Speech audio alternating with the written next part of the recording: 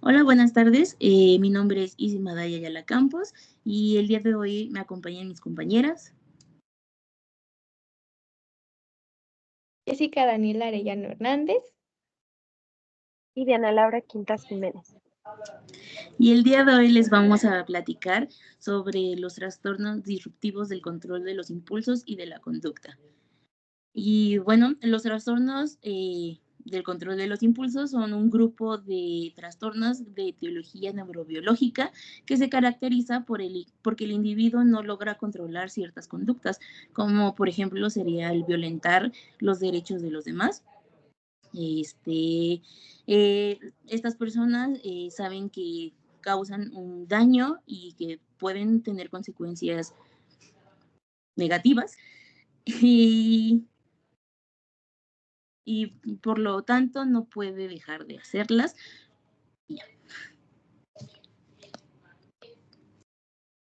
Bueno, pues vamos a iniciar hablando sobre el trastorno negativista desafiante. Este trastorno consta de 3 criterios que se dividen en A, B y C. De manera general, este trastorno se distingue por un patrón de enfado e irritabilidad, discusiones, actitud desafiante o vengativa que duran por lo menos 6 meses para que pueda darse un diagnóstico. Se manifiesta por lo menos 4 síntomas de cualquiera de las categorías siguientes que voy a mencionar ahora. La primera sería enfado o irritabilidad de la calma, susceptibilidad a la molestia y enfados a menudo y resentimiento. Por otra parte, están las discusiones y la actitud desafiante. Esta se distingue por discusiones a menudo con las autoridades o con los adultos, y en el caso de niños y adolescentes con los adultos también. Bueno, también se distingue porque a menudo desafía activamente o rechaza satisfacer las peticiones por partes de figuras de autoridad o normas sociales o bien normas impuestas. Por otra parte, tenemos el aspecto vengativo, que bueno, este se distingue porque la persona en los últimos 6 meses. Eh, el criterio B nos dice que este trastorno del comportamiento va asociado a un malestar en el individuo o en otras personas de su entorno social inmediato. Entiéndase esto por familia, amigos, compañeros de trabajo, compañeros de clase. O tiene un impacto negativo en las áreas social, educativa, profesional u otras áreas importantes. El último criterio nos dice que, bueno, los comportamientos no aparecen exclusivamente en el trastorno, incluso de algún otro trastorno psicótico, en un trastorno por consumo de sustancias, en un trastorno depresivo o bipolar. Además de que cuenta con 3 especificadores que serían leve, moderado y grave. El leve se distingue porque los síntomas se limitan a un entorno que normalmente es su casa, la escuela o el trabajo, que es como donde más convive la persona. El moderado es donde algunos síntomas aparecen en dos entornos, por lo menos. Y bueno, el grave es cuando algunos síntomas aparecen en 3 o más entornos. Por otra parte, el segundo trastorno es el trastorno explosivo. Este trastorno cuenta con criterios de A a la F. Y bueno, se distingue por arrebatos recurrentes en el comportamiento que reflejan una falta de control de impulsos, agresividad, y bueno, se manifiesta por agresión verbal. Esto se caracteriza por berrinches recurrentes, disputas verbales, peleas, o agresión física o contra la propiedad. Contra la propiedad sería más que nada como dañar la casa de alguien, el auto, etcétera. También se distingue por daño a los animales u otros individuos, en promedio 2 veces por semana, durante 3 meses. También el criterio B nos dice que la magnitud de la agresividad durante los arrebatos recurrentes es bastante desproporcionada con respecto a la provocación o cualquier factor estresante. Esto quiere decir que el nivel de agresividad no va de acuerdo con el factor que ocasionó esta agresividad. Es decir, un ejemplo, ¿no? Es una conducta insignificante donde el individuo va a reaccionar de una manera muy alterada y muy agresiva. El criterio C nos dice que los arrebatos agresivos recurrentes no son predeterminantes, es decir, no son impulsivos o provocados por la ira. También no persigue ningún objetivo en específico. Y bueno, el siguiente criterio nos dice que los arrebatos agresivos recurrentes provocan un marcado malestar en el individuo. Es decir, esto altera el rendimiento en las distintas áreas del funcionamiento de la persona. Eh, eh, y bueno, el último criterio nos dice que los arrebatos agresivos recurrentes no se explican mejor por otro trastorno mental. Esto entiéndase por el trastorno depresivo mayor, trastorno bipolar, trastorno de regulación perturbador del estado de ánimo, entre otros. Bueno, también es importante mencionar que en los niños de edades entre 6 y 18 años, un comportamiento agresivo que forma parte de un trastorno de adaptación no se le debe asignar este diagnóstico. Y bueno, continuaría mi compañera Diana. Bueno, yo les voy a hablar acerca del trastorno de conducta. Aquí vamos a tener 3 criterios diagnósticos donde básicamente tenemos un patrón repetitivo y persistente del comportamiento. Básicamente aquí no se respetan los derechos básicos de otros, ni se respetan las reglas o las normas sociales propias para la edad de la persona. Generalmente se puede manifestar por la presencia en los 12 últimos meses y vamos a tener, y deben de tener 3 de 15 criterios que ahorita les voy a mencionar. Uno de ellos es agresión a personas y animales. O sea, aquí puede haber desde amenaza, intimidación, acoso, puede haber un inicio de peleas y también haber ejercido la crueldad física, tanto a personas como animales, e incluso también puede haber esta parte de robo enfrentándose a una víctima. También tenemos la destrucción de la propiedad. Aquí puede estar desde haber prendido fuego, pero con la intención de provocar un daño, y también haber destruido deliberadamente alguna propiedad, no necesariamente por medio del fuego, como en el caso anterior, ¿no? También hay engaño o robo, o sea, puede haber invasión a casas, edificios o algún automóvil que obviamente de alguien más, y también miente para obtener algún objeto o algún favor y evita sus obligaciones. También puede ser que haya robado objetos de cierto valor sin enfrentarse a la víctima, o sea, ya como esta parte de hurto en una tienda sin violencia, ni invasión o falsificación también. También podemos tener el incumplimiento grave de normas, que aquí generalmente tenemos más esta parte de que los niños antes de los 13 años no sigan las normas de sus papás, o que pueda, por ejemplo, que salgan a pesar de que sus papás se lo hayan prohibido, o que haya pasado una noche fuera sin haber pedido el permiso debido, falta a la escuela y pues cosas así, ¿no? En el criterio B básicamente tenemos que provoca un malestar clínicamente significativo, eh, ya sea en el área social, académico o laboral. Y en el trastorno C, el individuo es de 18 años o más.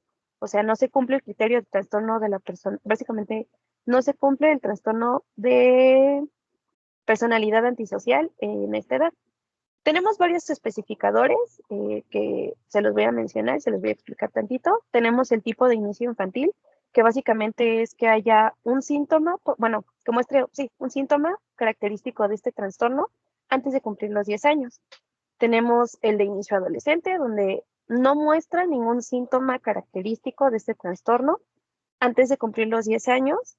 Y tenemos el no especificado. Aquí básicamente no se va a lograr obtener o ver la suficiente información disponible para determinar si la aparición del primer síntoma fue anterior a los 10 años de edad. También tenemos especificadores como con emociones prosociales limitadas, que tenga falta de remordimiento o culpabilidad, que sea insensible o carente de empatía hacia las demás personas a las que haya pues dañado, es despreocupado por su remordimiento y tiene afecto superficial o deficiente. Y también vamos a tener, como en los casos anteriores, la gravedad actual. Puede ser leve, moderado o grave.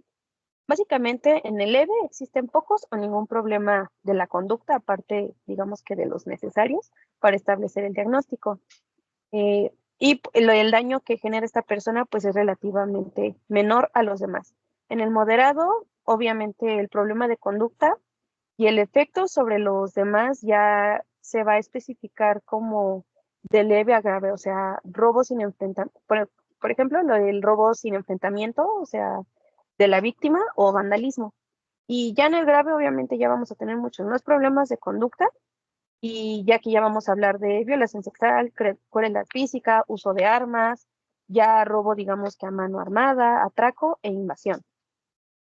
Y otro de los trastornos que tenemos es la piromanía.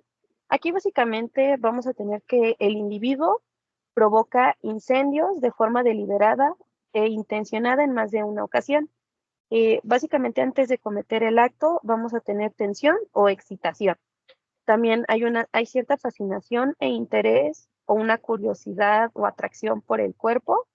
Va a haber placer o gratificación y también va a presentar alivio al provocar el incendio o al presenciar o participar las consecuencias del mismo. En realidad no tenemos aquí como un beneficio económico, ni es una expresión de una ideología sociopolítica, ni para ocultar una actividad criminal, o sea, se va a generar como un impulso de querer iniciar un incendio, no vamos a tener ningún beneficio o ninguna como intención, por así decirlo, bajo estos aspectos que sean económicos o políticos, religiosos, etcétera, ¿no? Y pues no sé, obviamente la provocación de los incendios no se explica mejor por un trastorno de la conducta, o un episodio maníaco o un trastorno de la personalidad antisocial. Para este trastorno no existe una como edad a la que se inicie, pero generalmente puede iniciar en la adolescencia. Y pues eso sería todo de mi parte. Ahora los dejo con mi compañera Isi. Yo les voy a platicar sobre la cleptomanía, la cual se caracteriza por el fracaso del impulso de poder robar algún objeto, ya sea pues básicamente solo por robar, no por el valor que se le da o porque tenga un uso personal. Asimismo, el acto del robo pues presenta una sensación de tensión antes de cometer el mismo robo. También pueden presentar un sentimiento de alivio o bien de placer, y es importante mencionar el hecho de que las personas cleptómanas no cometen el robo por algún tipo de venganza, por rabia o por algún delirio de alucinación. De hecho, es todo lo contrario.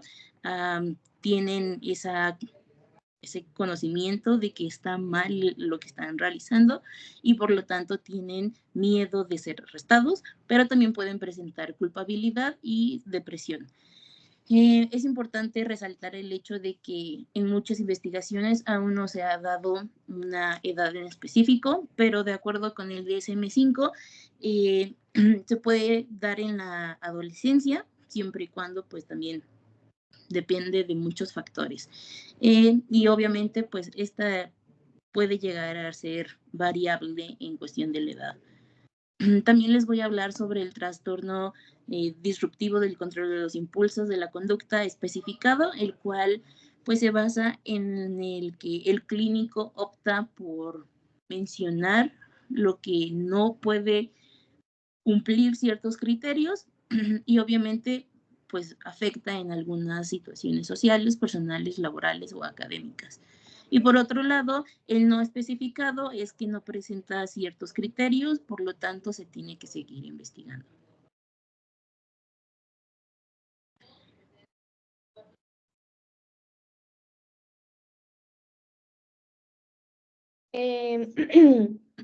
Ok, ahora en manera de conclusión general, tenemos que, bueno, es importante el estudio, investigación e intervención de estos trastornos porque, pues, como se estuvo mencionando continuamente durante la presentación, es es una categoría de trastornos que dañan directamente la integridad, los derechos y la propiedad incluso de otros. No solamente se limita a la propiedad, de derechos, todo esto de persona a persona, sino que también incluye animales, etcétera.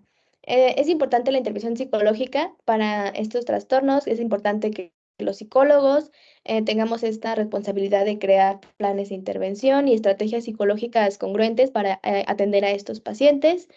Y pues nada, esto sería todo por nuestra parte y pues agradecemos su atención.